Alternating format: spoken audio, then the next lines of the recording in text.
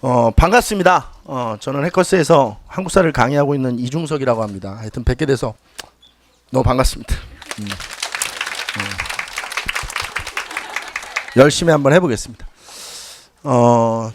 이번 특강을 준비한 의도는 지금 이제 제 수업을 듣고 계신 분들은 기본적으로 매핑 학습이나 뭐 매핑 전략에 대해서 좀 많이 경험을 하셔서 이렇게 수업을 받는 것이 기억 저장 시간을 굉장히 길게 늘리는 거구나, 이런 것들을 이제 본인들이 수업을 들으면서 느꼈기 때문에 홍보나 이런 것들을 할 필요가 없는데, 근데 이제 전체 이제 노량진에서 이렇게 수험 생활을 지금 하고 계시는 분들이 뭐 해커스나 이런 학원, 우리 학원에 이렇게 등록을 하는 게 여의치가 않아서 좀 한번 제 수업을 들어보고는 싶은데, 현장에서 들어보고 싶은데 여의치가 않아서 못 듣는 수험생들을 위해서 특강을 좀 마련을 했습니다. 그리고 이 매핑이라고 하는 것은 앞으로 이제 주차가 지나면서 좀 매핑 수업의 맛을 조금씩 더 보여드릴 생각이에요. 그래서 처음에는 그러니까 이런 것도 있구나, 매핑을 이렇게 할 수도 있구나, 뭐 이런 것부터 시작해서, 사실 매핑이 필요한 거는 인과관계를 규명해내는 부분에서 매핑이 아주 위력을 발휘합니다. 이제 그 부분은 뒤쪽으로 마지막 주자에 항일 무장투쟁사가 준비가 되어 있거든요. 그러니까 그런 이제 매핑 학습 방법에 대한 어떤 난이도는 1주, 2주, 3주, 4주 시간이 지나면서 난이도가 조금 더 올라갈 거예요. 그리고 1주차에 수업하는 것은 고려와 조선의 중앙 통치체제인데, 고려와 중앙 조선 통치체제는 사실 매핑이라고 하기보다는 그냥 테이블입니다. 테이블. 그냥 이렇게 쭉 해서 이렇게 박스 쳐서 이렇게 만들어내는 건데, 사실 그거는 매핑이라고 하진 않아요. 그러니까 테이블을 만들어서 이렇게 그냥 한눈에 볼 수 있도록만 해주는 거거든요. 그리고 이제 주차가 지나면서 조금 더 진화될 겁니다. 그래서 다음 주에 오시면 아마 오늘 중앙통치체제 배우셨던 것보다는 조금 더 매핑이 필요한 수업, 그 다음에 3주차가 되면 또 2주차보다는 조금 더 매핑이 위력을 발휘하는 수업, 이런 것들을 좀 맛을 보여드릴까 생각 중이에요. 그래서 차곡차곡 매핑이 무엇인지를 좀 홍보할 수 있도록 그렇게 좀 주력을 할 생각입니다. 그리고 일단 수업을 오늘 아침에도 진행을 하면서 제가 얘기를 했는데, 한번 요거를 한번 정리를 좀 한번 해봅시다.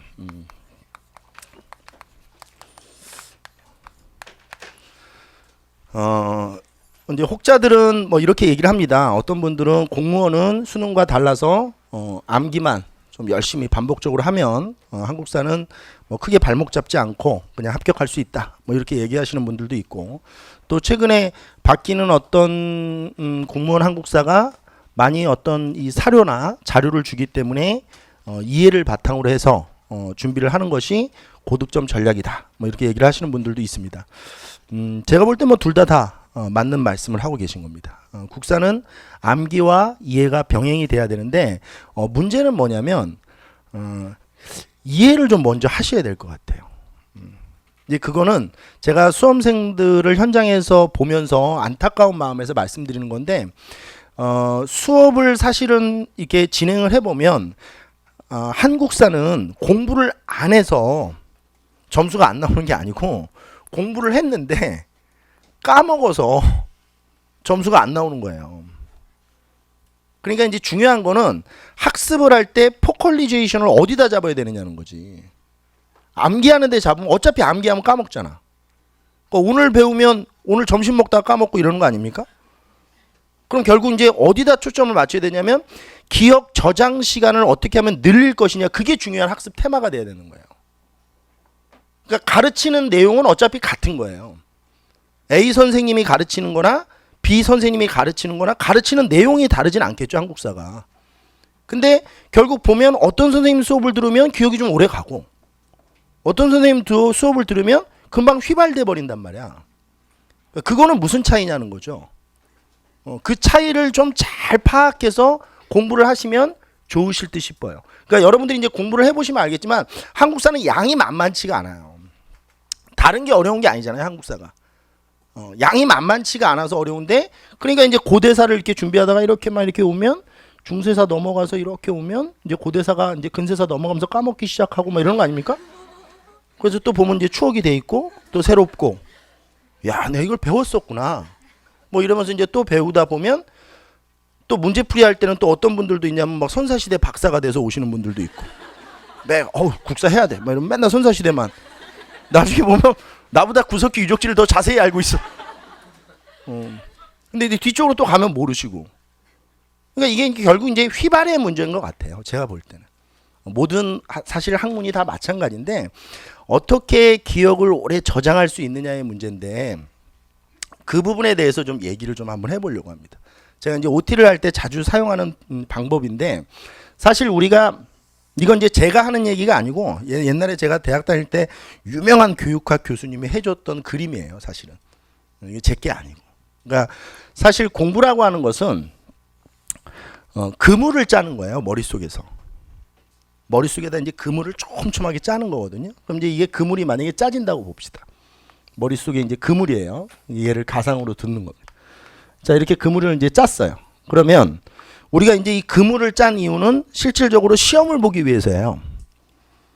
뭐 이제 대학원이나 이런 경우에는 뭐 논문을 쓰기 위해서일 수도 있지만 아무튼 이제 우리 학생 때 공부를 하는 이유는 시험을 봐서 고득점을 맞기 위해서 공부를 하는 걸 하는 겁니다. 기본적으로.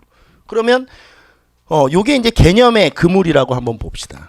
이건 역시 제가 얘기했어요. 이건 제가 분명히 모 교수 거를 그대로 옮겨서 얘기하는 거라고. 저는 그런 사람이 아니에요. 알겠어요? 저작권을 침해하는 사람이 아니기 때문에 이건 제 게 아니고 모 교수가 유명한 교육학 교수가 했던 얘기를 하는 겁니다. 이걸 이제 개념의 그물망이라고 합니다. 보통 교육학에서. 그럼 이제 이 개념의 그물망을 어떻게 촘촘히 짜놓느냐가 문제예요. 그리고 우리가 이제 이거는 문제를 풀기 위해서인데 결국 문제라고 하는 것이 이제 물고기입니다. 물고기. 이 물고기를 이제 걷어내야 되는데 그물망을 이렇게 짜면 이런 물고기를 잡을 수 있죠. 근데 문제는 뭐냐면 또 물고기 사이즈가 이래지면 잡을 수가 없어요. 그럼 그물을 이제 촘촘하게도 짜야 돼. 그쵸? 이런 사이즈로 그물을 차면 제가 볼 때는 공무원 한국사는 한 70점 맞기도 어려워요. 왜냐면 이런 문제가 너무 많죠. 이렇게 지랄 같은 문제들이 너무 많아. 왜? 강원도 어디 저기 박혀있는 무슨 탑을 내고 막 그러잖아. 그러니까 이런 문제는 사실 물고기 사이즈가 좀 작다는 얘기예요. 그러면 이 그물망도 좁아야 되고 또 하나는 문제가 뭐냐면 이 짜놓은 그물망이 나중에 헐거워지면 안 된다는 거야. 그러니까 결국 이 그물망이 헐거워지는 게 휘발되는 거거든. 그럼 실컷 짜놨는데 물고기가 딱 들어갔는데 이게 헐거워서 그냥 나오는 경우도 있을 거 아니야. 경험을 하셨을 거예요. 분명히 외웠는데 문제를 풀면서 틀린단 말이야. 그리고 정답지를 보면 아하! 아, 병신. 아, 내가 외웠었는 건데. 뭐 이렇게 되는 거 아니에요? 그게 이제 결국 그물망이 헐거워지는 거죠. 그럼 그물망을 안 헐겁게 할 수 있는 방법은 없어요. 제가 오늘 뭐 광고를 이렇게 보면서도 저도 이렇게 웃었는데 뭐 기적의 매핑? 그런 건 없어. 다 알고 있잖아요. 그런 게 어딨어. 그런 게 있으면 나 좀 보여줘. 나도 돈 좀 벌어보게. 그런 건 없고 가급적이면 얼만큼 그물을 더 헐겁지 않게 짤 수 있는 방법은 좀 있는 것 같아. 그러니까 이왕 처음 짤 때 시간이 좀 걸리더라도 그물을 좀 단단하게 짜놓는 거야. 그래서 제가 수업할 때 매번 얘기하지만 회독이 중요한 것이 아니고 그물망을 처음 짤 때 좀 단단하게 짜놓는 거지. 그 그물망을 단단하게 짜놓는 방법이 뭐냐? 제가 오늘 아침 수업에서 개발해낸 건데 내가 하고 내가 놀란 거 아니야 오늘. 문학에서 스토리와 플롯이라는 게 있죠. 근데 보통 우리가 이제 한국사를 공부할 때 스토리텔링 이래가지고 스토리로 이게 인과관계를 규명한다 뭐 이렇게 해서 얘기하는데 스토리보다 더 중요한 건 문학에서는 플롯이에요. 우리가 어떤 드라마를 보고 재미를 느끼는 거는 플롯이 튼튼해서 그래요. 그러니까 스토리와 플롯의 차이는 문학 선생님들, 국어 선생님들이 흔히 하는 비유가 그게 그대로 이해하시면 돼요. 그러니까 왕이 있었는데 왕이 죽었는데 왕비가 따라 죽었어. 그건 스토리야. 나중에 시간이 지나면 그 어떤 것도 기억이 잘 나질 않아. 왕비가 죽은 거야 그냥. 그럼 나중에 이제 문제 풀 때 보면 어떤 왕비예요? 이렇게 물어보면 또 찾아봐야 돼. 왜냐면 그게 마음속으로 뭐 별로 울림이 없었거든. 근데 예를 들어서 이제 거기다 좀 입혀주는 거야. 왕비랑 어렵게 결혼을 했어. 뭐 로미오와 줄리엣 같은 그런 사이야.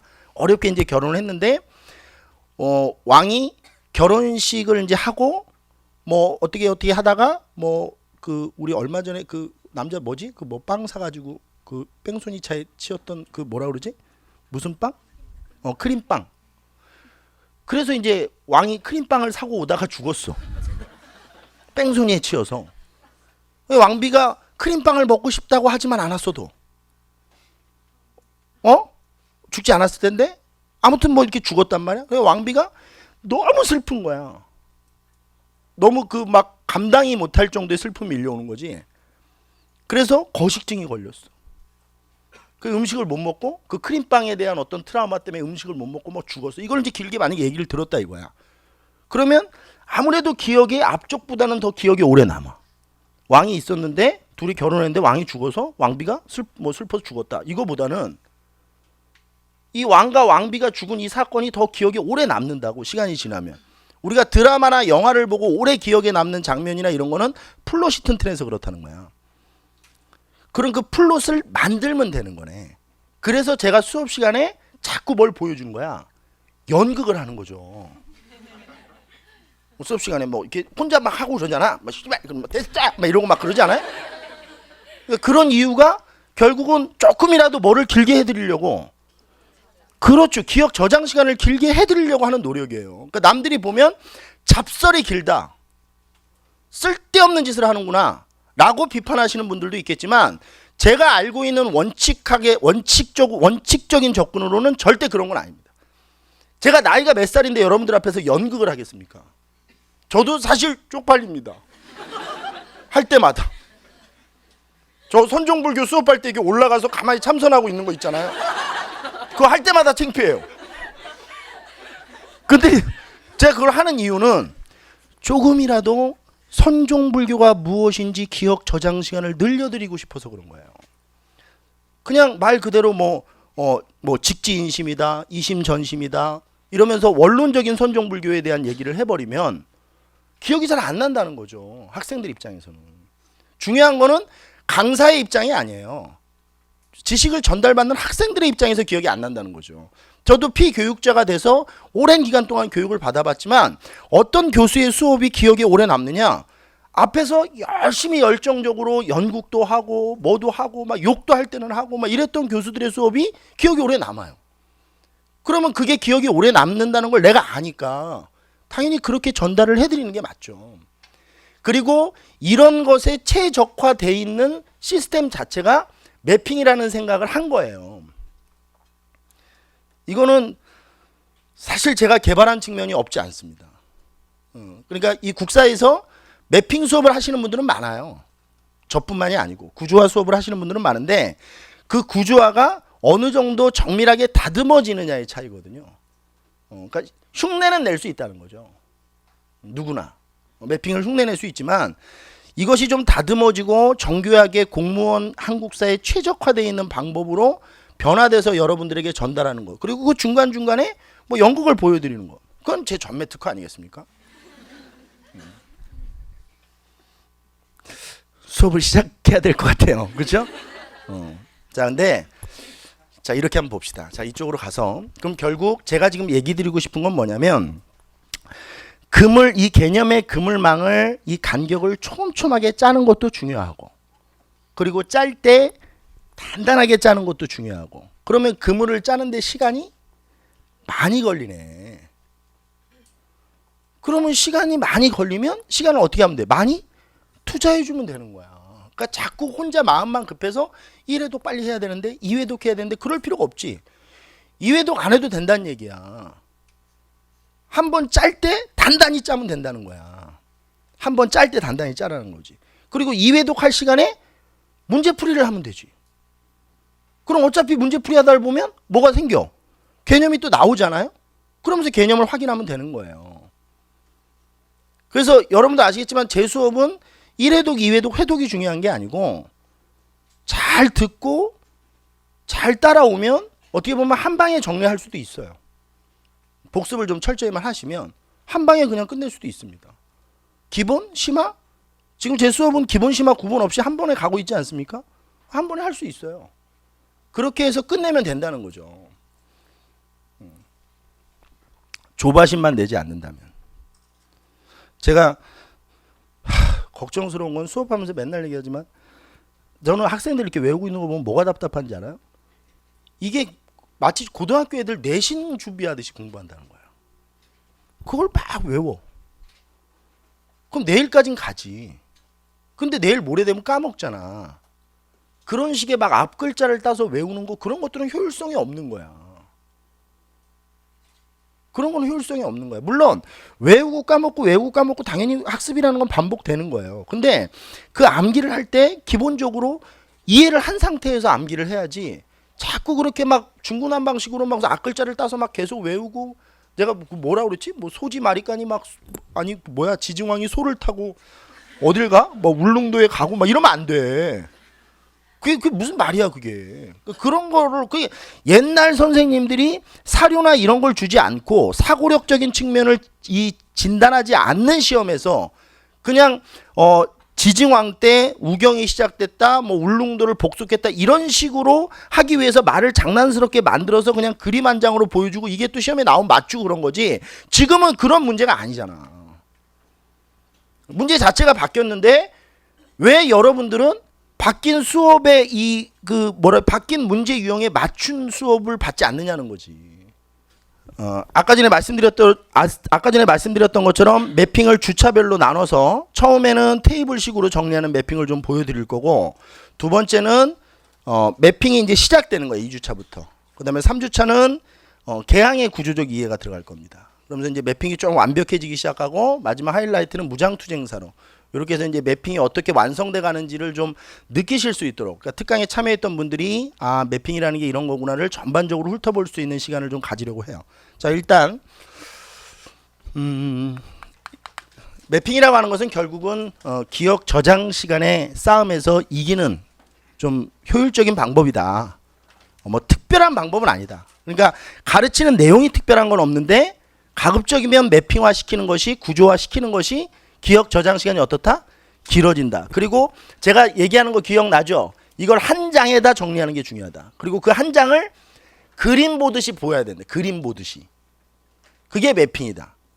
그러니까 그 안에 있는 내용을 자꾸 글자를 외우려고 하지 말고 그냥 이미지를 만드는 거야. 이미지. 그래서 제가 얘기했지만 스마트폰 그 스캔 받듯이 그 사진이 딱 떠오를 수 있도록, 그래서 그 사진을 잘 기억해서 문제를 푸는 방법이 매핑 수업이에요. 잘만 되면 정말 효율적인 방법이에요. 고려의 중앙 통치 체제에서부터 정리를 좀 한번 해보겠습니다.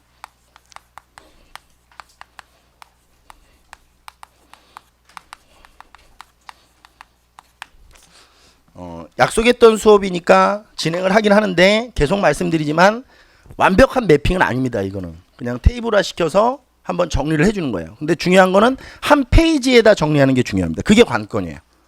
그래서 제가 오늘 노트를 이제 뭐 나눠드렸을 텐데, 사실은 어떻게 보면 노트로 수업을 잘 하지 않죠. 제가 직접 필기를 시키는데, 그 이유는 여러분들이 잘 알고 있어요. 필기를 하다 보면 한 페이지 안 되죠. 분명 한 페이지 하려고 하는데 안 된단 말이야. 그럼 나중에 복습할 때 그거를 다시 정리를 하려면 2번을 쓰게 되죠. 그렇게 수업을 일부러 진행을 하는 거예요. 2번씩 쓰게끔 복습을 하면서. 자, 한 번씩 이제 봅시다. 자, 첫 번째 고려의 중앙 통치 체제, 어떤 부분을 정리를 좀 해야 되는지 볼게요. 자, 한 페이지에다 정리를 하셔야 된다고 했습니다. 고려의 중앙 통치 체제는 당 송 제도를 모방을 합니다. 이걸 이제 가져왔다는 게 중요하고요. 그 다음에 고려의 독자성이 가미가 되죠. 그리고 이 모방이라고 하는 것도 그대로 가져온 게 아니죠. 가져와서 뭐화 시켰다는 거예요. 우리나라의 실정에 맞게 바꾼 거죠. 그러니까 그대로 베꼈다 이렇게 보시면 안 되는 거죠.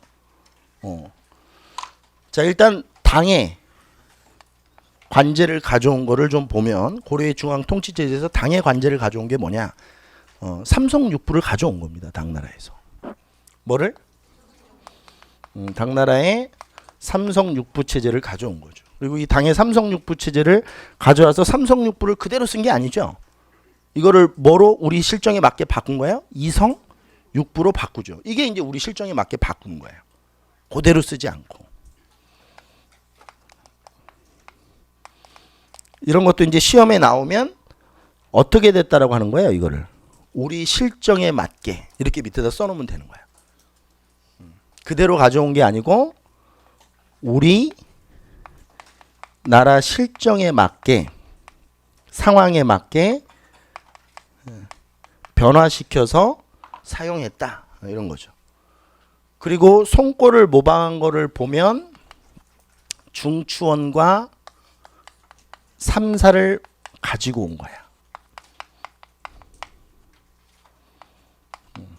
요거를 가지고 온 거지.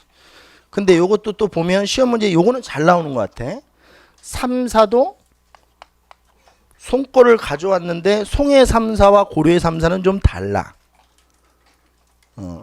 송의 3사는 화폐, 곡식, 출납에 대한 것들을 관장하면서 실질적으로 조세도 징수하는 것에 관여를 하는데 고려의 3사는 단순 회계기구예요. 그러니까 이 앞에 단순이라는 말이 들어간다는 것은 결국 뭐와의 차별성이 있다는 거야. 송의 3사와는 다르다 이런 거예요. 송의 것을 가져왔지만 송 거를 그대로 베끼진 않았다. 그게 여기에 함의되어 있는 거죠 이미. 단순 회계기구다 라는 말에 이 말이 함의되어 있는 겁니다. 그리고 독자적인 기구들, 요거는 이제 도병마사와 식목도감입니다.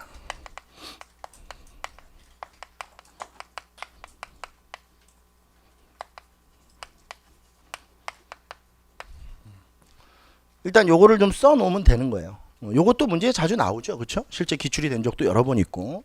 그러니까 고려의 중앙 통치체제 중에서 당의 관제를 가져온 것이 무엇이냐, 송의 관제를 가져온 것이 무엇이냐, 그 다음에 고려의 독자적인 기구가 무엇이냐, 이거는 시험 문제에 여러 번 빈출이 됐습니다. 정리를 좀 해놓으시면 될 것 같고, 두 번째는 이 중앙 관제를 어느 왕이 시작했느냐, 성종 때부터 시작이 됩니다. 어느 왕 때부터? 성종 때부터. 이제 이건 옆에다 이제 이런 건 쓰는 게 아니야. 뭐 이성육부제를 시작으로 해서 뭐 현종 때 도병마사가 설치되고 문종 때 왕비되고 이제 이러면 노량진에 계속 있는 거야. 알겠어? 이런 거는 하는 게 아니야. 왜? 문제가 안 나왔던 거는 안 하는 거야. 원칙적으로. 선생님 저희 시험 볼 때 나올 수도 있잖아요. 그렇게 공부하면 안 돼. 그러면 국사를 다 해야 된다니까. 그렇게 예상하면 그러면 3년 걸린다고 그랬잖아. 3년. 대학교처럼 전공 과목처럼 한 학기씩 해야 돼. 고대사 2016년 상반기 고대사만 하는 거야. 이렇게 하면 다 정리할 수 있어. 예상도 해가면서 안 나온 문제까지 다. 근데 우리는 지금 그런 게 목적이 아니니까 과거 기출 문제가 나왔던 것들을 가지고 방향성을 타진해내서 공부하는 게 가장 효율적인 거야. 성종 때부터 시작이 돼서 언제 완비가 돼? 문종 때 완비가 돼. 이렇게만 하면 되는 거야. 이 안에 내용들 적어놓지 마시고. 자, 그리고 이제 세부적으로 테이블을 이제 만들어 보시면 됩니다. 자, 이제 하나씩 좀 볼게요. 밑에다 이제 만드셔야 돼요. 자, 왕이 있고요. 중서 문화성이 있어요. 자, 일일이 하나씩 써보는 겁니다. 알겠죠? 제가 매번 얘기하지만 PPT 수업을 하고 PPT 수업을 하시는 강사님들을 비하하는 게 아니에요. 다 자신에 맞는 강의 방법이 있으니까 그건 얘기할 필요가 없지만 PPT를 쏘고 프린트를 만들어서 나눠주면 실질적으로 학생들의 수업 집중력은 현저히 떨어져요. 그건 교육학의 기본이야. 직접 써야 된다니까. 그래야 수업 시간에 딴짓을 안 한단 말이야. 이게 펼쳐놓고 멍 때리고 있으면 안 돼. 다 그려져 있으면.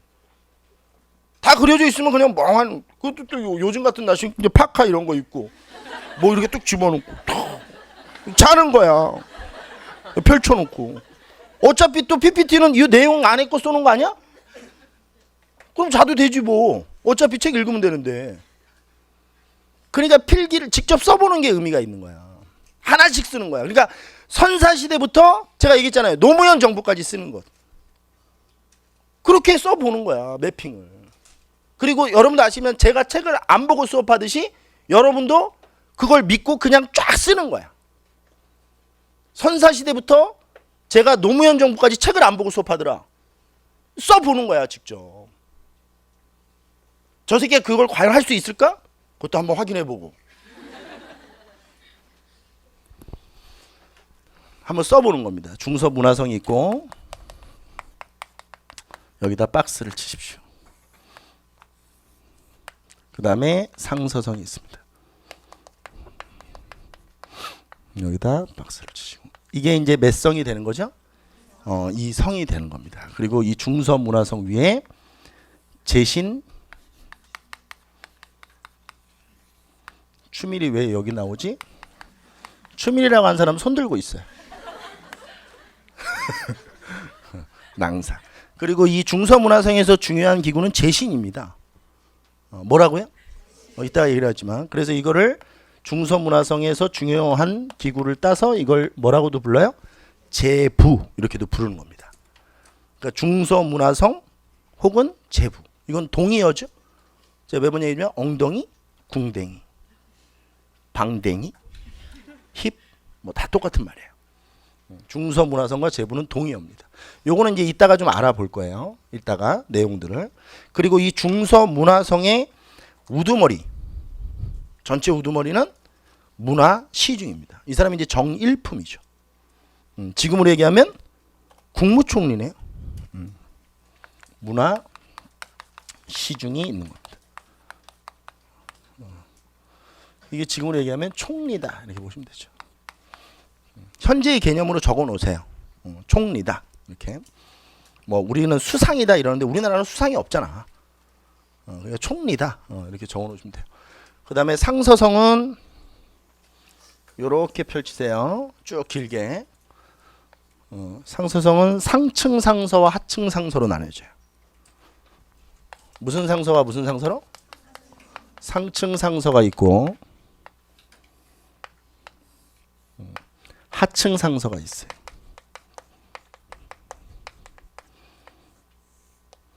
상층 상서는 또 같은 말로 상서도성이라고도 해. 같은 말이에요. 상서도성 이렇게도 부르고 상층 상서에서 일을 하는 사람이 뭐 여러 명이 있을 텐데 일단 구조 자체를 좀 보면 상서령이라는 사람이 있어. 이 사람이 상서도성의 우두머리야. 이 사람이 종일품이거든. 상서령이 있고 그 다음에 좌복야, 우복야 각각 좌복야 1명, 우복야 1명. 그러니까 이 2명이 있는 거네. 이걸 합쳐서 좌우복야라고 해. 이 사람은 정이품 벼슬이야. 뭐 되게 높은 사람이죠. 좌우복야도. 물론 이제 이 좌우복야 밑에 쭉 있어. 막 도사까지 끝에 오품까지 벼슬까지 쭉 하는 일이 많은데 일단 요노 둘만 기억하시면 돼요. 그리고 상서령은 이거는 허직이야. 허직. 허직이라는 게 뭐야? 한자 그대로 풀이하면 하는 일이 없는 거야. 그러니까 관직은 있어. 있는데 뭐가 없어? 하는 일이 없어. 그래서 대부분 어떤 사람들이 만든다고 그랬죠? 제가 수업할 때 뭐 예를 들어서 전직 문화시중. 그래서 이제 임종을 앞두고 있는 분들. 이런 분들, 누워 있는 분들. 그래서 좀 뭐 명예직이죠. 그러니까 국가를 위해서 큰 오랫동안 일을 하신 그런 분들이 죽을 때 그냥 죽으면 너무 그러니까 좀 이렇게 벼슬을 하나 이렇게 줘서 돌아가시도록 하는 그런 게 이제 상서령의 직이고 이 실직 업무는 그러니까 이 상서도성의 실직 업무는 누가 하는 거냐면 좌우 복야가 맡아서 하는 겁니다. 그러니까 얘네들은 이제 실직이죠. 그 다음에 하층 상서를 보면 이 하층 상서는 육부가 있죠. 그리고 이 육부에는 육부 장관들을 상서라고 합니다. 그러니까 이부 상서, 뭐 병부 상서, 호부 상서 이렇게 부르는 거거든요. 이 상서는 정삼품 벼슬입니다. 지금으로 얘기하면 뭘까요? 뭐 교육부 장관, 경제부 장관, 뭐 보건복지부 장관 이렇게 이제 직능별로 행정을 어떻게 하는 거예요? 분담시켜 놓은 거죠. 그러니까 결국 이 육부라고 하는 것은 결국 어떻게 되어 있는 거냐면 직능별 행정 분담을 시켜 놓은 거네. 육부는 직능별 행정 분담을 시켜놓은 겁니다. 그리고 이 육부 밑에도 또 하부 기관들이 있어요. 뭐 산홍시, 뭐 대부시, 뭐 이래가지고 쭉 있는데 그런 걸 하지 말라는 거야. 아까 전에 얘기했듯이 그런 거를 이제 선생님들이 노량진에 계신 선생님들을 보면 비판하는 거 아닙니다. 절대로 맞춰서 하는 거니까 혹 선생님들이 이런 것까지 해야 7급을 대비할 수 있다고 이제 7급반 하시는 선생님들이 이걸 다 외우기 시키는데 단 한 번도 7급 문제에서 기출된 적이 없습니다. 육부의 하부 기관은. 그러니까 그런 걸 외우기 시키는 거는 다 시간 낭비라는 거죠. 그러니까 기출이 됐다면 외우기 시켜야 돼요, 당연히. 기출 문제가 풀어야 되니까. 왜냐하면 기출 문제를 푸는 커리큘럼은 되게 중요하잖아요. 근데 기출 문제를 풀다가 내가 전혀 모르는 게 나오면 열받죠. 기본이 안 돼 있는 거 아니에요, 그러면. 그럼 자꾸 짜증이 난단 말이야. 그러니까 기출 문제를 풀 때는 내가 모르는 문제가 내가 모르는 개념이 안 나오도록 하는 게 중요해요. 그럼 기출이 있으면 해주는 게 맞는데 기출이 없으면 안 해주는 게 맞다는 얘기예요. 그리고 만약에 달아줄 거면 실전 동형 문제 같은 데서 한두 문제씩 달아주면 되는 거예요. 이 밑에 있는 거는 외울 필요가 없다. 하부 기관이 있다. 그리고 조선시대로 넘어가면 이게 6조로 바뀌고 6조 밑에 속사와 속아문이라고 해서 또 밑에 하부 기관들이 있는 거야. 그런 것들은 외울 필요가 없다는 얘기야. 근데 조선시대 속사와 속아문은 7급 문제 나온 적이 있어. 그런 걸 해야 돼 또 7급에서. 6부를 한번 보겠습니다. 자, 2부가 있고요. 병부가 있습니다. 이것도 과거에 기출문제가 한번 나온 적이 있죠. 조선시대 때는 뭐가 호가 먼저 나오죠. 근데 고려시대 때는 병이 먼저 나와요. 왜? 그렇죠. 거여몽홍 쪽 외적이 계속 쳐들어오죠. 그러니까 당연히 병부의 역할이 중요해요. 이런 순서를 물어보는 문제는 되게 지엽적인 겁니다. 저 아까 전에 그물로 얘기하면 그물망이 어떤 거야? 되게 촘촘한 거죠. 이거는. 고려시대 때는 이병호영 예공 이 순서고 조선시대 때는 이호 예병형공 이 순서다. 이거는 되게 지엽적인 거예요. 근데 이런 것도 알아야죠. 공무원 한국사는. 이병호형 예공 이병호형 예공 이렇게 되는 거예요. 그럼 각각 하는 일이 뭔지도 적어놔야죠. 그죠? 이분은 문관 인사를 담당하는 겁니다. 좀 글씨를 조그맣게 쓰겠습니다. 다시 한번 이분은 뭘 담당해요? 문관 인사를 담당해요. 병부는 무관 인사를 담당하는 겁니다. 무신들의 인사를 담당하고 국방을 담당하는 겁니다. 호부는 호구를 조사합니다. 나는 이게 너무 웃깁니다. 이 관청은 참 웃긴 일을 하는 거죠. 호구를 조사하는 겁니다. 그 다음에 조세를 징수합니다. 호구를 조사하면 뭘 걷어야죠? 에이씨, 이건 안 할 걸 했다. 그 다음에 형부는 법률 재판. 요걸 담당하는 겁니다. 예부는 교육, 의례. 뭐 교육을 담당하니까 당연히 과거도 담당을 하는 거겠죠. 예부에서. 그 다음에 공부는 건축, 토목 이런 것들을 담당을 하는 겁니다. 그럼 자, 육부에 하는 일도 그러면 이제 정리가 다 끝난 겁니다. 그러면 일단은 우리가 이걸 통해서 뭘 배운 거예요? 이성 육부는 이제 하는 직능을 다 배운 거야. 자, 그러면 제신으로 좀 넘어가 볼게요. 자, 중선 문화성의 제신인데 제신은 이품 이상의 벼슬아치가 이 제신이라는 기구에 임명이 됩니다. 이품 이상. 몇 품 이상? 제신은 사람 이름이야, 기구야? 기구야, 기구. 알겠어? 넌 뭐야? 난 제신이야. 이러면 안 되지. 넌 뭐야? 난 제신에 있어. 개념 이해돼요? 백관을 통솔하고 관리들을 리드하는 겁니다. 관리들을 리드하는, 백관을 통솔하고 국가 정책 심의 결정권을 갖고 있습니다. 요게 있다가 공부를 하시다 보면 또 이제 정리를 해 놓으셔야 될 부분입니다. 이 제시는 정책 심의 결정권을 갖고 있다. 그리고 써만 놓으세요. 나중에 얘기를 해드려야 되니까. 육부 판사를 겸임합니다.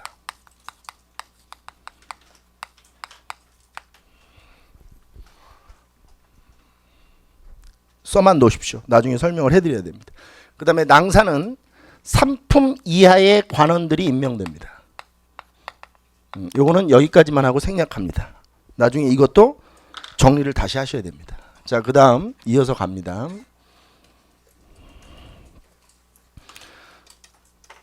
중추원이라는 관제가 있습니다.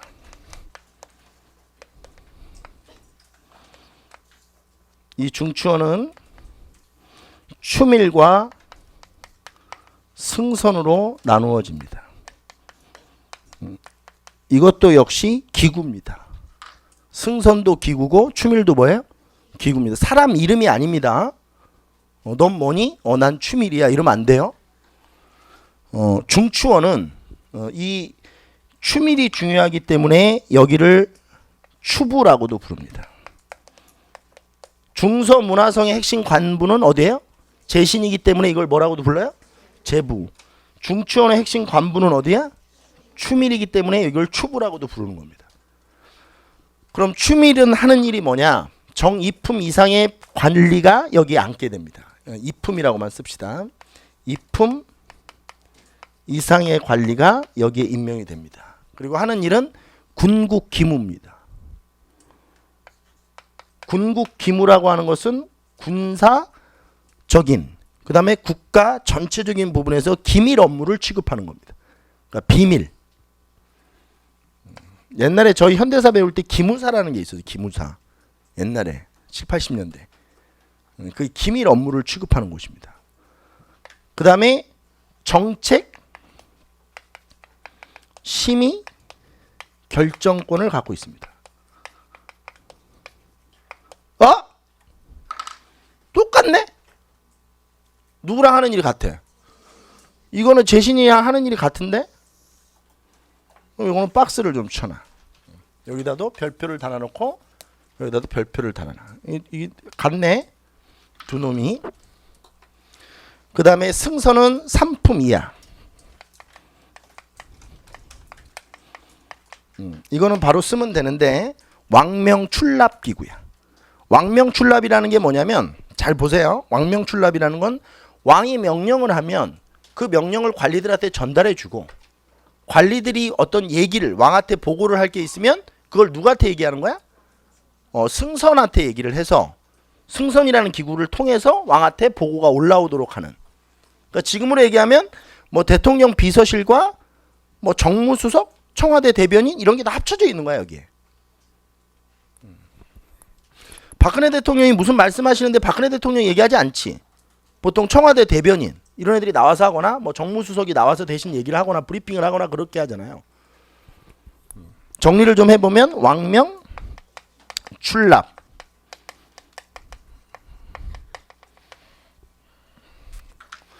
자, 일단 요렇게만 써놓으세요. 나중에 어차피 다 한번 뭉뚱그려서 하셔야 됩니다. 하여튼 기능만 먼저 써놓고 그 다음에 어사대가 있습니다.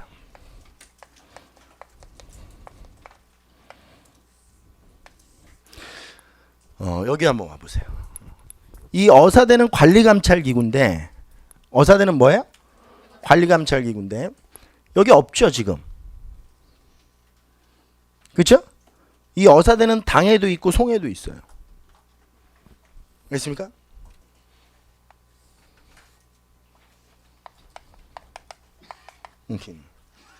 어사대는 어디에도 있고 어디에도 있어? 당에도 있고 송에도 있어. 어사대는 무슨 기구라고요? 관리 감찰 기구예요.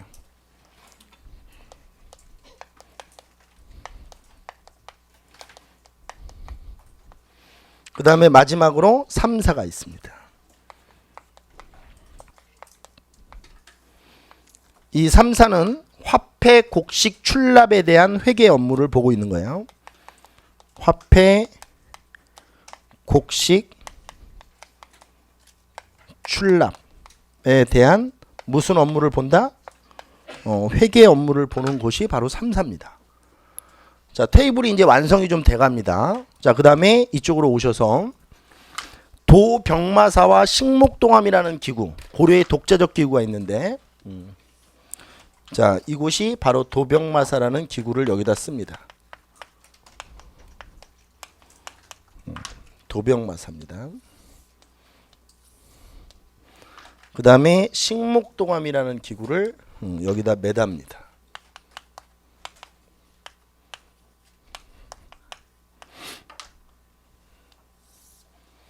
자, 일단 중요한 거는 이 두 기구는 무슨 기구예요?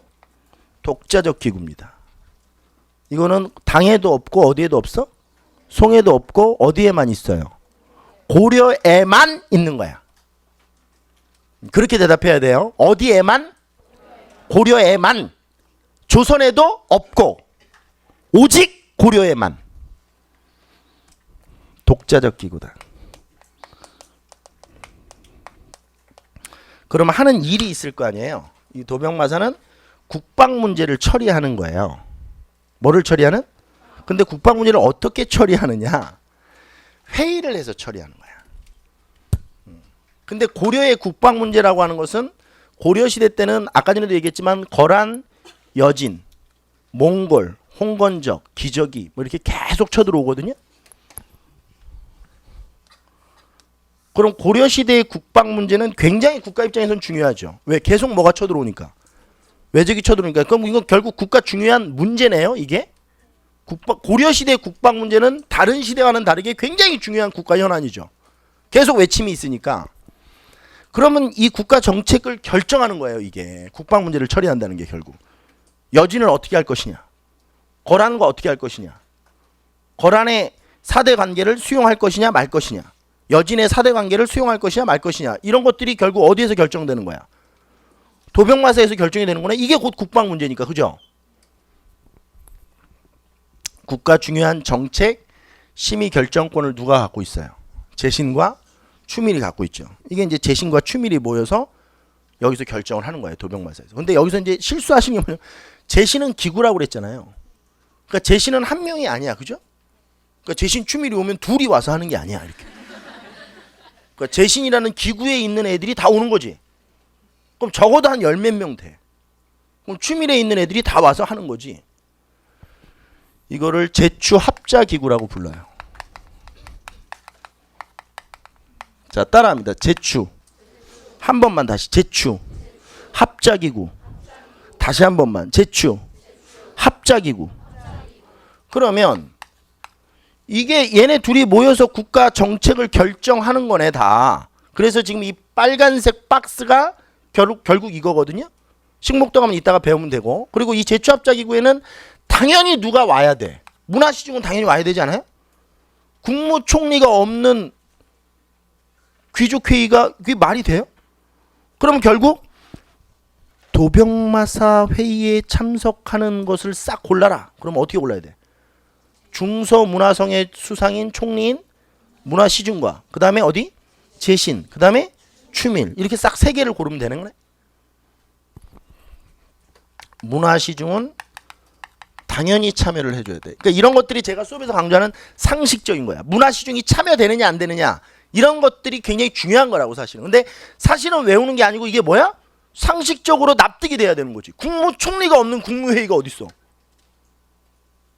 그러니까 상식적으로 생각하면 되는 거야.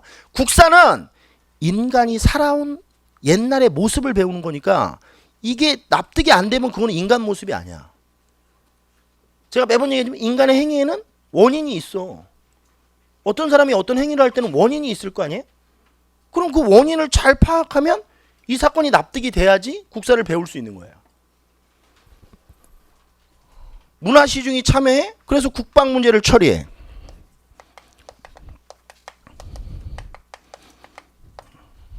근데 이게 이제 또 우리를 좀 어렵게 하는 게 이게 시간이 지나면서 고려 후기 충렬왕 때가 되면 이게 이름이 이제 도평이사사로 이름이 바뀌죠.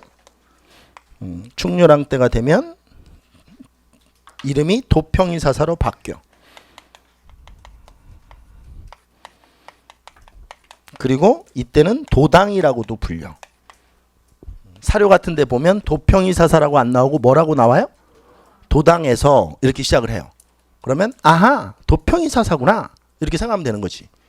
그럼 이 도평이사사로 이름이 바뀌고 나서는 어떤 일을 하는 거냐면 국정 전반의 문제를 처리하는 거야. 그러니까 어디에 한정되지 않고, 국방 문제에 한정되지 않고 국정 전반의 문제를 다 처리하는 거야.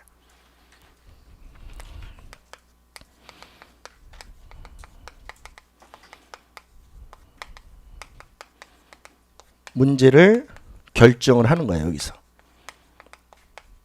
그리고 이제 이런 게 한 테이블에 정리돼야 된다라고 하는 건데, 이게 결국 언제 없어지냐면 조선 초기 정종 때 없어지는 거야. 그러니까 조선이 건국되고 나서 태조 다음이 뭐야? 정종, 겁쟁이. 그 정종 때 도평이사사를 뭐로 바꾸는 거야? 의정부로 바꾸는 거지, 이름을. 그럼 도평이사사가 폐지됐다 이렇게 해도 되는 거네. 조선 누구 때? 정종 때 이게 어떻게 된다? 폐지된다 이렇게 해버리라고 그냥. 그리고 이게 이제 나중에 뭘로 바뀌는 거야? 의정부로 이름이 바뀌는 거야. 그럼 이제 도평이사사에 대해서 다 한 거야, 그렇죠? 그리고 식목동함에서 하는 일은 뭐냐? 이거는 그 국가의 법제와 격식을 제정하는 거야. 이것도 아주 중요하죠. 지금으로 얘기하면 입법부 같은 거네. 법을 정하는 일을 여기서 하는 거예요. 뭐와 뭐를 제정한다? 법제와 법과 격식. 격식도 뭐 일종의 법이에요. 이거를 제정하는 거예요. 다시 한번 식목동함에서 뭐 한다고요? 법제와 격식. 제가 교육학 얘기해드렸죠. 발사해야 기억에 오르남아. 입으로 탁 두성을 쳐야 공부하면서 기억에 오르남다고. 우물우물 대시면 안 돼. 식목도감은 법제와 격식을 제정하는 거예요. 뭐를? 그렇게 치라고. 그래야 오래 남다고. 조금이라도. 식목도감은 법제와 격식을 제정하는구나. 뭐를 제정한다고? 물어보면 법제와 격식 이렇게 확 치라고. 그래야 오래 남다고, 기억이. 수업은 하는 게 아니고 내가 매번 얘기하죠. 나랑 소통하는 거야. 수업은 하는 게 아니야. 여러분들 아시겠지만 여태까지 대학교 다니면서 다 뭐 대학교 안 다니신 분도 있겠지만 다 보면 수업을 잘하는 강사들이 뭐야? 혼자 하지 않지. 그게 강의의 가장 기초적인 거야. 혼자 떠들지 않는 거. 혼자 막 그건 강의가 아니야. 혼자 씨 부리는 거지. 강의는 뭐냐면 이렇게 물어보면 대답하고, 그리고 틀리면 병신. 손 들고 있어. 뭐 이렇게 얘기하고. 이런 게 수업이지. 그리고 큰 소리로 말씀하라고 말씀드리면 또 큰 소리로 말씀해 주시고. 자, 그럼 이제 여기를 한번 봅시다. 지금 대략적인 이제 테이블이 완성이 됐는데요. 여기서 이제 우리가 좀 몇 가지 살펴봐야 될 게 있어요. 그게 뭐냐면, 자, 이제 밑줄을 그을 테니까 보세요. 이 국방 문제를 실질적으로 이제 결정하는 기구가 도병마사 아닙니까? 근데 제가 얘기를 해볼게요. 제가 납득이 안 가는 게, 난 얘가 참여하지 않는 도병마사가 이해가 안 돼. 난 이걸 이해가 안 되는데? 그럼 이제 국사 공부를 하면 내가 그냥 시간이 길더라도 이렇게 해보는 거예요. 저랑 같이. 이게 무슨 소리야? 왜 얘가 없어? 국방부 장관이 없는데 국방 문제를 결정하는 거네? 저런 역 같은 게 어딨어? 그럼 얘를 뭐하러 뽑아? 그럼 여기서 이제 천착을 해서 계속 생각을 해보는 거야, 같이. 중요한 건 듣는 게 아니고 뭐? 같이 생각을 해보는 거라고. 왜 얘를 뽑아놓고 얘는 안 가? 근데 문제는 뭐냐면 이게 이제 귀족회의기구인데, 이 귀족회의기구에 어떻게 보면 이 뭐라 그러지? 이 포지션을 높이려고 얘네들을 참여를 안 시키는 거야. 그러니까 지금으로 얘기하면 국무회의인데 장관이 참여하지 않는 거지. 그리고 대통령이랑 국무총리 둘이서 국무회의를 하는 거야. 이게 무슨 국무회의야? 그러면 이제 어떤 문제가 생기냐면, 자, 생각을 한번 해봅시다. 실제 행정과 정책 결정 사이에서 괴리가 생길 수도 있지 않겠어요? 얘가 참여하지 않으면? 그러니까 국방 업무를 보는 애가 국방 문제를 결정해야 되는 거 아니야? 그래서 이 도병마사에 참여하는 이 재신들을 육부 판사에 겸직시키는 거야. 그럼 이 육부 판사에 겸직시킨다는 게 뭐냐면, 2부 상서가 있잖아요. 그럼 이 재신 중에는 누가 있냐면 2부 판사가 있어. 그럼 2부 상서는 수시로 누구에게 보고하는 거야? 2부 판사에게 업무 보고를 하는 거야. 그러니까 2부 판사가 실제 행정 업무를 정확히 이해할 수 있도록. 그러니까 사실은 이 고려의 중앙 통치가 아주 엿 같은 거야. 그냥 얘를 참여시키면 돼. 이러면 이렇게 복잡할 이유가 없잖아. 근데 저 포지션을 높이려고 그러는 거야. 아무나 참여하지 못하게. 그 지위를 높이려고 말도 안 되게 얘네들을 참여를 안 시키다 보니까 실제 행정과 정책 결정 사이에서 괴리가 일어나? 그럼 이거를 조금이라도 이 괴리를 좁히는 방법은 얘네들이 여기에다 계속 보고를 하는 거야. 재신들한테. 여기 참여하는 애한테. 그래서 육부 판사는 적어도 몇 명 있어야 되는 거야? 그렇죠. 적어도 6명 있어야 되는 거야. 재신은. 그렇지 않겠습니까? 그러면 수시로 업무를 받고 하루에도 몇 번씩 업무 보고가 이루어지는 거야. 그럼 이제 얘네들이 정책을 결정할 때 저기 가서 실제 행정과 괴리감이 없도록 정책을 결정을 하는 거지. 그러니까 결국 이런 문제인 것 같아. 공무원 한국사는 재신이 뭐냐가 중요한 게 아니야. 고득점을 맞추는 데는. 재신이 왜 육부 판사를 겸임했느냐, 그걸 물어봤을 때 대답할 수 있어야 되는 거야. 그러면 이거를 말로 하는 것보다는 그냥 이렇게 잡고 있는 거야. 그래서 수업 시간에 얘기를 듣는 게 왜 얘는 왜 얘는 왜 참여 못해? 뭐 이렇게 써놓는 거야. 그냥 거기다 얘는 왜 도병마사에 참여를 못할까? 그럼 여기서 시작돼서 어디로 밀고 가는 거야? 이것까지 밀고 가는 거지. 실제 행정과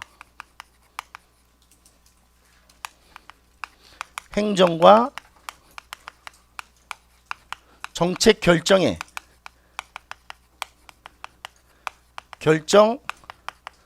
사이에 뭐를 좁히기 위해서야? 괴리를 좁히기 위해서 육부 판사를 겸임을 시키는 거야. 재신들에게. 그러면 이제 나중에 공부하다 보면 이 말을 써놓는 거 안 써놓는 건 다르지. 나중에 복습할 때 이게 써 있으면 자꾸 이게 뭐였지 하고 떠오르게 되잖아. 생각을 하게 되잖아. 이게 뭐였지? 그럼 또 생각을 하게 돼. 아, 맞아. 이게 참여 못해. 예. 그러면 이렇게 해서 이렇게 하니까 얘가 참여를 못하니까 얘가 계속 보고해. 얘가 가가지고 이렇게 해서 딱 결정을 해. 아, 그래서 이게 실제 행정과 정책 결정사에서 괴리가 생기는 것을 조금이라도 좁히려고 육부 판사, 이게 재신을 육부 판사를 겸직을 시켜서 육부 상서들에게 업무를 계속 보고받게 했구나. 그리고 수시로 누구도 만나겠어. 얘네들은 좌우 보기와도 만나야지. 상층 상서에 있는 실직 업무를 보면 이런 체제를 만들어 놓는 거야. 그리고 또 시험 문제 나오면 그러면 재신이 또 이러는 경우도 있어요. 그럼 선생님 재신이 상층 상서인가요? 그건 아니지. 그건 아니고 상층 상서는 얘네들만이고 얘네들은 그냥 육부 판사를 겸임을 하는 거야. 뭐 때문에? 이것 때문에. 그럼 이제 이것도 끝났어. 어려운 문제 하나를 이제 제낀 거야. 나오기만 하면, 제가 매번 수업 시간에 나오기만 하면 탁 하면 70%를 쓰러뜨릴 수 있는 문제야. 이런 거는 사실은 지금 여태까지 제 수업을 들어서 다 이해하고 있는 거지, 이건 실제 나오잖아요. 그 사료 주고 내잖아. 그럼 탁 하면 쫙 해서 70%싹 담을 수 있어. 쓰레받기에. 알겠어? 근데 내가 얘기했지, 자기가 담기면 안 돼. 그럼 떨어져.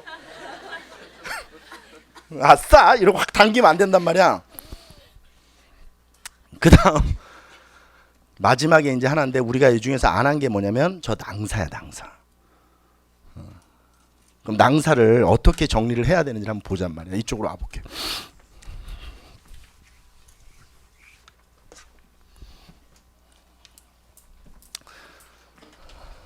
자, 한번 보세요. 밑에다 쓰세요. 여기 밑에다 쓰시면 돼요.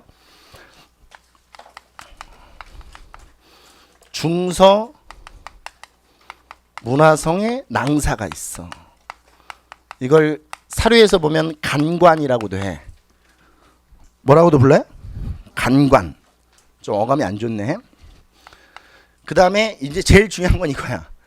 이 낭사는 항상 어사대와 같은 사무실을 쓴다는 거야. 누구와 같은 사무실을? 어사대가 하는 일이 뭔데?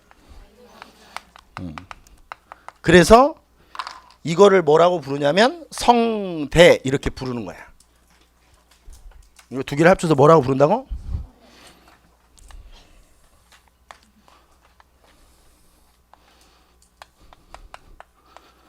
거꾸로 해도 돼. 대성. 이렇게 불러도 돼. 그리고 같은 말로 여러분들이 익숙한 말은 뭐냐면 대간이야. 이걸 뭐라고도 불러?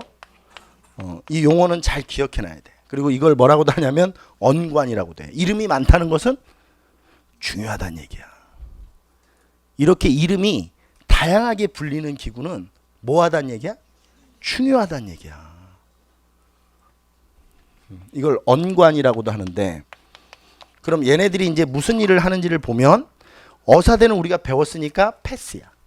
근데 얘네들이 왜 같은 사무실을 쓰는지를 이제 외우지 말고 뭐 해야 되는 거야? 이해를 해야 되는 거야. 왜 어사대와 같은 사무실을 쓰는지. 이 낭사는 세 개의 권한을 가지고 있는데 서경권을 가지고 있어. 뭐를 가지고 있어? 얘가 가지고 있는 권한이야. 서경이라고도 하고 서경권이라고 불러. 그럼 서경권이 뭐냐면 두 가지로 나눠지는데, 하나는 관리 임명 동의권, 또 하나는 법률 개폐 동의권이야. 그러니까 뭔가 이렇게 동의를 하는 거야. 서경이라는 뜻은 한자 그대로 풀이하면 서명하는 권한이야. 그러니까 얘가 사인해 준다는 얘기야. 관리 임명 동의권, 법률 개폐 동의권을 가지고 있어. 이게 사실은 이제 어마어마한 권한인데, 제가 수업을 할 때마다 연극을 보여드리는데 연극을 이제 보시는 거예요. 한번 보는 거야. 남학생이 있어야 되는데. 아, 우리 동우 씨. 동우 씨 고마워. 자 봅시다. 자, 얼굴 좀 보세요. 문간 인사권을 담당하고 있는 기구가 어디야? 보면서 얘기하셔도 돼. 2부. 그럼 2부 상선은 문간 인사권을 가지고 있는 사람이네. 그 사람이 강동우라는 사람을 임명을 했어, 관직에. 그러면 바로 임명되는 게 아니고 이 강동우라는 프로필이 어디로 넘어온다는 얘기야. 저 낭사로 넘어오는 거네. 근데 낭사랑 누가 같은 사무실을 쓰고 있는 거야? 이게 중요하다는 얘기야. 그래서 강동우라는 프로필을 쫙 낭사가 이제 검토를 해. 이렇게 보고 딱 보고. 근데 상태가 안 좋단 말이야, 얘가. 그럴 수 있잖아. 토익이 3점이야. 이 병신이지. 병신 아니야?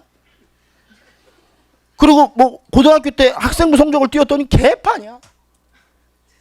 뭐 학교 뭐 반 나왔어, 반. 막 출결 상태도 안 좋고, 막 개판, 다 개판이야, 다. 막 대학도 무슨 막 어디 이상한데 막 과테말라 이런 데서 나왔어. 막 뭐 처음 들어봐. 하여튼 이해가 돼. 근데 아무리 생각해도 얘가 왜 이 관직에 임명됐는지 이해가 할 수가 없어. 그리고 막 보니까 무슨 정과도 있어. 이거 공직 이게 임명될 수 있는 애? 그리고 막 범죄 그 재질도 나빠. 뭐 폭력 이런 것도 아니야. 그건 남성스럽다 이렇게라도 하지. 뭐 보이스피싱 이런 거야. 그러면 이걸 어떻게 해야 되냐 말이야, 얘가.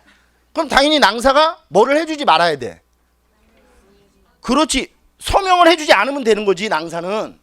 근데 낭사가 왜 이거를 검토를 하는 거냐면, 이게 아무래도 이상하단 말이야. 왜 이렇게 부적합한 인물이 관직에 임명됐느냐는 거지.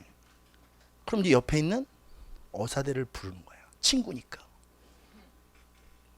어사대는 무슨 일을 해? 그럼 이제 얘기해. 야, 사대야, 일로 와봐. 그럼 이제 사대가 왔어. 그러고 사대가 온 거야. 알겠어? 아, 진짜. 아까 전에 여기 수업 대기할 때 이걸 연습한 거거든. 아, 근데 씨, 타이밍을 못 맞춰가지고 이걸 성공을 못 하는구나. 그리고 사대가 온 건데. 아, 씨. 하여튼 이제 사대가 왔어. 사과드립니다. 자, 이제 어사대가 왔어. 근데 어사대한테 이제 얘가 얘기하는 거야. 야, 일로 와봐. 야, 이상해, 이 새끼 이거. 야, 이 봐봐. 토익이 3점이야. 개판이거든. 봐봐. 완전 페스티벌이지? 이거 봐봐. 씨, 뭐 보이스 피싱이래, 얘가. 이 새끼, 이거 얘 조사 좀 해봐. 이렇게 이제 주는 거야, 어사대한테. 그럼 어사대는 조사를 해야 돼. 근데 이걸 누가 임명했어, 지금? 2부에서 임명했잖아. 그러면 2부 상서가 뭔가 비리를 저지를 수도 있는 거 아니야? 이게 부적합한 인물을 왜 임명했겠어? 그럼 이제 어사대가 이렇게 조사를 해? 하는 과정에서 이제 뭐가 나왔냐면 강동우 아버지가 경기고등학교 12회 졸업생이야. 근데 2부 상서가 경기고등학교 13회 졸업생이야. 우리가 이제 전문 용어로 한 달이네. 그러니까 2부 상서가 한 달이 후배네. 이러면 학교 선배랑 이렇게 같이 술 한잔 마시다가 야, 내 아들이 있는데 좀 얘기해줘. 그리고 좀 이렇게 뭐 이렇게 돈도 좀 주고 이러면 좀 이렇게 도의적으로 뭐 이렇게 좀 해주고 그래야 되는 거 아니야? 우리나라 정서상? 그런 거 아니야? 그러면 안 돼요? 말 똑바로 해. 나중에 진짜 잡혀 들어가는 수 있어. 공무원 되실 분들이니까. 그러면 안 되는 거야, 그죠? 그렇지, 그렇게 얘기하셔야지. 그러면 안 되는 거야. 아버지가 부탁해도 그러면 안 되는 거야. 딱 보니까 적발이 됐어, 그렇게. 이제 나왔어. 그러면 결국 뭐야? 인사청탁한 거 아니야? 그리고 이제 어사대가 본격적으로 수사가 들어가. 그랬더니 이부상서 와이프 통장에서 그러니까 강동우 어머니 통장에서 이부상서 와이프 통장으로 2억 원이 2달 전에 계좌 이체돼 있어. 그럼 또 이거를 정확하게 얘기하면 이런 거를 멋있게 학문적으로 뭐라고 하냐면 걸렸다 이렇게 얘기하는 거야. 걸린 거잖아. 그러면 어사대가 이제 뭘 하겠어? 이부상서를 부르겠지. 그래서 취조를 하겠지. 그리고 탄핵을 시키든지 법적 조치를 하겠죠. 그러니까 중요한 거는 왜 낭사와 어사대가 같은 사무실을 쓰는지가 중요하네. 그러면 시험 문제에서 어사대가 석영권을 가지고 있다 이러면 OX. O지. 낭사가 가지고 있는 권한은 누구도 가지고 있는 거야. 그러니까 같은 사무실 쓰는 거야. 그럼 낭사는 관리 감찰권이 있다 이러면 오지. 오잖아. 그러니까 낭사와 어사대는 하는 일이 다르긴 하지만 실질적으로 이 기준이 모호하네. 그러니까 낭사도 관리 감찰권을 갖고 있는 거고 어사대도 석용권을 갖고 있는 거야. 법률 개폐 동의권은 또 왜 중요하냐? 사실은 이거보다 이게 더 페스티벌이야. 자, 생각해봐. 어떤 법을 하나 만들고 법을 없애는 과정에서 비리가 일어날 수 있지 않아? 뭐 지금으로 얘기하면 기업의 로비가 있을 수도 있고. 그럼 이 과정에서도 뭐가 있을 수 있어? 비리가 발생하네. 자, 그러면 잘 봅시다. 관리 임명 동의권과 법률 개폐 동의권을 석영권이라고 해요. 나중에 이제 조선시대랑 비교해 보면 이 관리 임명 동의권은 전 관직에 허용됩니다. 근데 실제로는 이품 이하에만 이 석영권을 행사할 수 있어요. 그러니까 이품 이상은 그러니까 이품 미만. 그러니까 3품서부터 행사가 되고 2품 이상은 행사가 안 돼 또. 근데 이거는 의미가 없는 게 나중에 예를 들어줄 테니까 왜 의미가 없는지는 얘기를 해드릴 거예요. 아무튼 중요한 개념은 이걸 통해서 뭐를 하느냐가 중요해. 그럼 결국 이걸 통해서 이부 상서와 병부 상서의 인사권을 견제할 수 있는 거네. 그리고 이걸 통해서 뭐를 견제할 수 있어? 식목도감을 견제하는구나. 그럼 식목도감엔 누가 참여하는데? 문화시중, 재신, 추미를 견제하는 기구네. 이걸 통해서 이부상서와 병부상서를 견제하고 이걸 통해서 문화시중, 재신, 추미를 견제할 수 있네. 국가 권력기구는 견제가 가능해지네. 그 다음에 간쟁권이 있어. 이거는 왕의 정치 잘잘못을 지적하는 것이기 때문에 그렇게 큰 의미는 없어. 다시 한번, 왕의 정치적 잘잘못을 지적하는 거기 때문에 큰 의미는 없어요. 간쟁권이야. 뭐 전하, 우리 사업 같은 거 올 때 전하 이러시면 아니되옵니다 이러고 시작하는 게 간쟁이야. 근데 이것도 사업 같은 거 보면 막 개나 소나 다 하잖아. 그런 게 아니야. 얘네들만 할 수 있는 거야. 안 그러면 왕이 확 때린단 말이야. 왕한테 아무 말 할 수 있는 게 아니야. 얘네만 하는 거고. 그 다음에 얘네들이 또 가지고 있는 게 봉박권이야. 이 간쟁권은 어떻게 활용도 되냐면 어사대가 뭐를 할 수도 있어. 관리의 비리를 보고할 수도 있지. 간쟁을 통해서. 전하, 이 새끼가 이렇게 처먹고 있습니다. 뭐 이렇게 보고할 수도 있고. 봉박권은 정책 시행 반려권이야. 정책을 시행하는 데 있어서 반려시키는 거거든.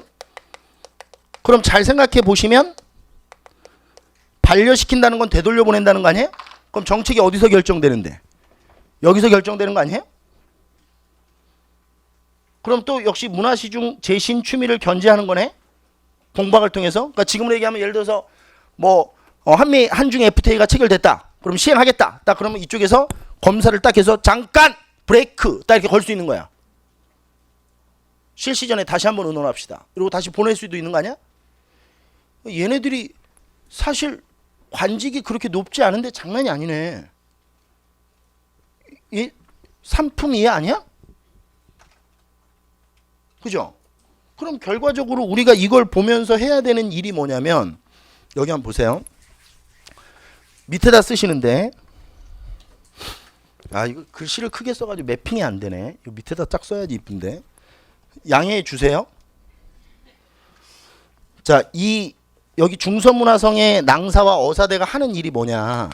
잘 봅시다. 이게 결국 권력의 독점과 부정을 방지하는 거야. 그러니까 권력의 어떤 조화와 균형을 위해서 만들어낸 안전장치지. 권력의 독점과 부정을 방지하는 거네. 이게 권력의 균형추를 만들어내는 기구들이네. 그래서 이걸 이제 이것도 역시 기억 저장 시간의 문제예요. 제가 이 얘기를 해드리는 거는 그래서 이걸 언관이라고 하는 거야. 이걸 하는 일이 언관이거든. 이게 지금의 뭐야? 언론기관 아니야? 이게 언관이라는 뜻은 지금의 무슨 기관이라는 뜻이야?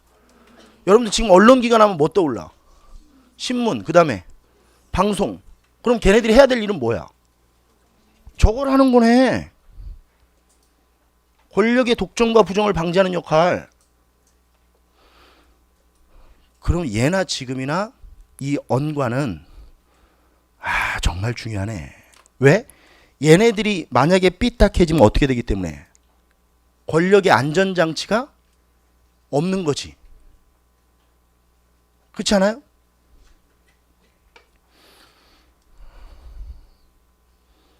현대사 할 때 얘기하겠지만 그래서 우리나라 신문이 문제인 거야. 이런 걸 어기고 있기 때문에.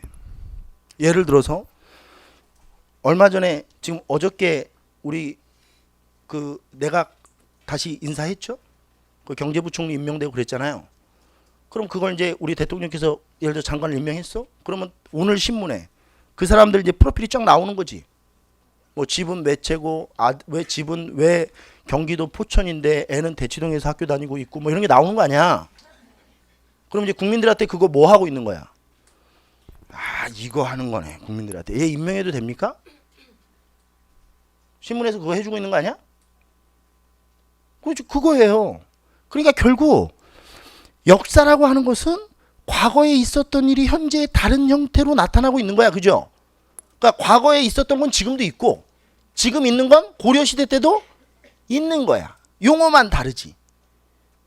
그러면 지금 이 언관의 역할을 해줘야 될 거는 뭐야? 신문이네. 방송이나. 그럼 이런 것도 우리가 이제 천착해서 한번 생각을 해볼 수 있는 거지. 기억을 돕기 위해서. 과연 현재 우리나라의 신문들은 저 언관 활동을 제대로 하고 있는 것인가?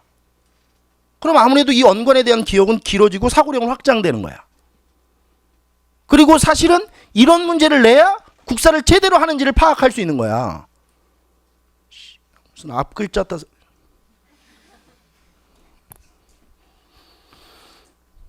그리고 이제 볼게요. 그리고 이제 이 안에 잠 보세요. 뭐 한림원이라는 특수행정기구도 있어요. 그 다음에 뭐 춘추관도 있고 보문각도 있고 뭐 사천대도 있고 이런 것들은 기본서를 보면서 그냥 외우면 되는 거야. 한 번씩. 이거는 이제 왜? 전혀 안 나오거든. 아까 전에 얘기했지만 그러니까 이게 필기를 하면서 할 이유가 없어. 그러면 지금 여러분들 이제 지금 끝났어요. 마지막 피날레를 지금 대관으로 이게 저기 대성으로 한 건데 그렇게 하지 않았다고 하더라도 지금 이 수업이 딱 끝나면 뭐 하나의 개념이 우뚝 서 있어야 돼. 대관. 그럼 고려 중앙통치체제에서 제일 중요한 건 뭐야? 그게 제일 중요한 거야. 기출문제 확인해봐. 어떤 문제가 제일 많이 나왔는지. 그러니까 공부해도 힘을 안 빼야 될 거 아니야. 그러니까 출제될 확률이 높은 거는 집중적으로 깊이 있게 공부해 놓고 그리고 출제될 가능성이 없는 거는 그냥 스킵하고 넘어갔다가 문제풀이 과정에서 엎어버리고 그래야 효율적인 게 생기지. 이거는 똑같은 힘으로 안 배워서 똑같이 모든 걸 외우면 안 돼. 그렇죠? 고려 중앙통치체제를 지금 배웠죠? 이걸 그대로 이제 쉬었다가 조선 중앙통치체제랑 연결시킬 거예요. 그럼 실제 요즘에 시험 문제는 뭐냐면 고려시대 때 이 기구가 조선시대 때 어떻게 됐느냐.